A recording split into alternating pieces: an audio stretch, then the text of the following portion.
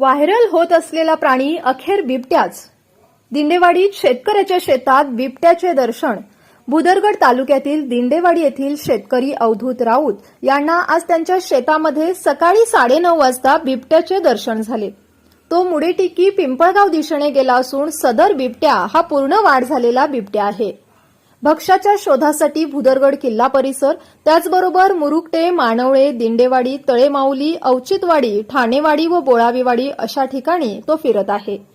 यामुळे गेले आठवडाभर परिसरातील शेतकरी व नागरिकांमध्ये चिंताजनक वातावरण निर्माण झाले. कोणी वाघ म्हणतंय तर कोणी चित्ता असे अनेक तर्कवितर्क लावले जात होते. पण आज अखेर तो बिबट्याच असल्याचे स्पष्ट झाले आहे.